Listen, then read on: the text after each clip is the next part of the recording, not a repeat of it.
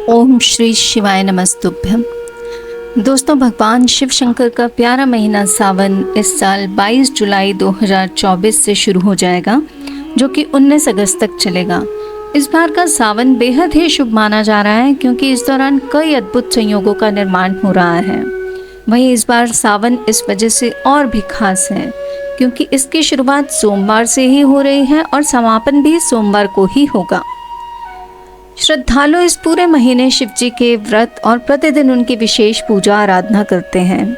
सावन का ये महीना एक्चुअली में आशाओं की पूर्ति का समय होता है, मनोकामनाओं की पूर्ति का समय होता है। सावन के सभी सोमवार को भोले बाबा के दर्शन और पूजा अर्चना के लिए ज्योतिर्लिंगों और शिवालयों में श्रद्धालुओं की अच्छी खासी संख्या देखने को मिलती है। सावन की महत्वता तो हम सब जानते हैं, लेकिन इस वीडियो में हम आपको बताएंगे कि किस तरह भोले बाबा के व्रत रखकर और पूजा अर्चना करके आप शिव जी को इस साल कैसे प्रसन्न कर सकते हैं। दोस्तों, अगर आपको हमारी ये वीडियो पसंद आए तो इसे अंत में लाइक ज़रूर कीजिएगा। अगर आपने हमारे चैनल को अभी तक सब्सक्राइब नहीं किया है तो बेल आइकन का बटन दबा दें, ताकि आगे आने वाली वीडियो की नोटिफिकेशन भी आपको मिलती रहे। भगवान शिव जी की पूजा में गंगा जल के उपयोग को विशेष माना जाता है। शिव जी की पूजा आराधना करते समय उनके पूरे परिवार मतलब शिवलिंग, माता पार्वती, कार्तिकेय जी, गणेश जी और उनके वाहन नंदी की संयुक्त रूप से पूजा की जानी चाहिए। शिव जी के स्नान के लिए गंगा जल का उपयोग किया जाता है। इसके अलावा कुछ लोग भांग घोटकर भी चढ़ाते हैं। शिव जी की पूजा में लगने वाली सामग्री में जल, दूध, दही, चीनी, घी, शहद, ये पंचामृत बनाकर कलावा, वस्त्र, जनेऊ, चंदन, रोली, चावल, फूल और बेलपत्र और दूर्वा, धतूरा, कमलगट्टा, पान, सुपारी, लौंग, इलायची, पंचमेवा, धूप दीप का इस्तेमाल करना चाहिए।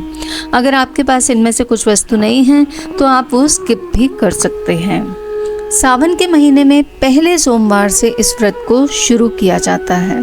अगर आपको सावन सोमवार के व्रत रखने हैं तो आपको पहले सोमवार से ही, जो सावन माह में पड़ने वाला पहला सोमवार है, उसी से ही व्रत शुरू करने चाहिए। प्रत्येक सोमवार को गणेश जी, शिव जी और पार्वती जी की पूजा की जाती है।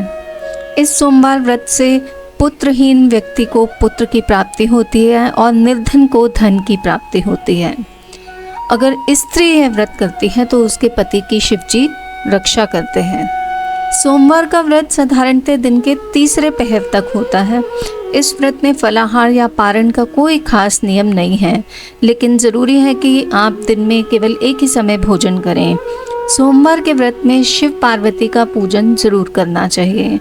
और सोमवार के व्रत जो हैं ये नमक वाले नहीं होते हैं, इस दिन मीठा ही खाना चाहिए।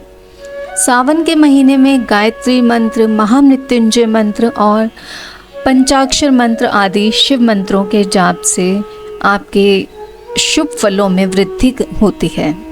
सावन के पवित्र महीने में भक्त शिवालय में स्थापित प्राण प्रतिष्ठित शिवलिंग का अलग अलग चीज़ों से रुद्राभिषेक करते हैं।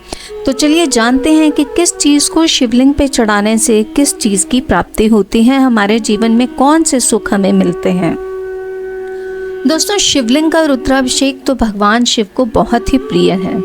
इन दिनों शिवलिंग पर गंगा जल द्वारा अभिषेक करने से भगवान शिव बहुत ही प्रसन्न होते हैं। शिवलिंग का अगर आप दुग्धाभिषेक करते हैं, दूध से अभिषेक करते हैं, तो योग्य संतान की प्राप्ति होती है। और गन्ने के रस से धन संपदा की प्राप्ति होती है, और यही आप कुशोदक से समस्त व्याधि जो है, समस्त पृथ्वी शांत होती है। दधी से पशुधन की प्राप्ति होती है, और शहद से शिवलिंग पर अभिषेक करने से लक्ष्मी की प्राप्ति होती है। तो अगर आप अपने घर में धन संपदा चाहते हैं तो आप शहद से शिवलिंग का रुद्राभिषेक करिए।